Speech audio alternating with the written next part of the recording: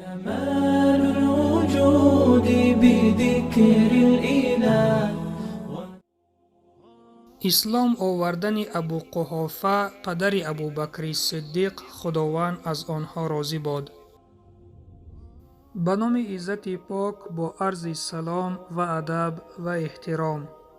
از فتح مکه و از آن مکان مقدس دور نمودن شبه و کفر و شرک و وارد خانه کعبه گشتن و شکستن بت‌ها با دستان پیامبر صلی الله علیه و سلم و تنین انداز گردیدن صداهای الله اکبر در گرد و اطراف فرصتی زیاد نگذشته بود که ابوبکر خداوند از او راضی باد پدرش ابو قحافه را راهنمایی نموده به نزد پیامبر صلی الله علیه و سلم آورد.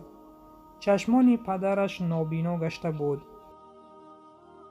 هنگامی که پیامبر خدا صلی الله علیه و سلم این حالت را دیدند، به ابوبکر خداوند از او راضی باد نصیحت آمیز گفتند برای چی موی سفید را در خانه اش نگذاشتی تا من به نزدشان روم؟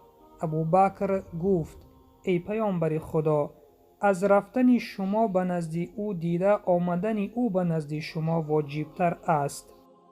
سپس ابو قحافه با یک تمکین پیرانه در رو بروی پیامبر صلی الله علیه و سلم نشست.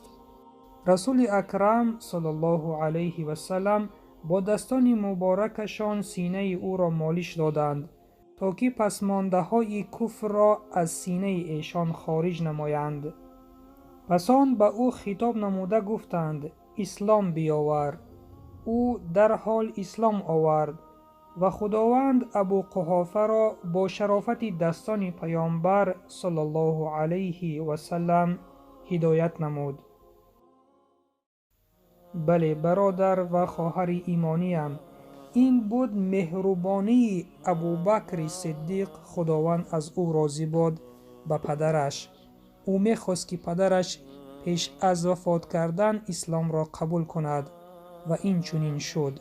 پس این یک درس عبرت برای ماست که پدران و مادران یار و برادران خویش و تبارانی که الان به اسلام عمل نمی کنند ما آنها را باید دعوت بکنیم تا آنها دین خدا را در حیات عملی کنند و خوشبختی این دنیا و آخرت را دریابند. و سلام بر آن شخصانی که راه هدایت را پیشه گرفتند.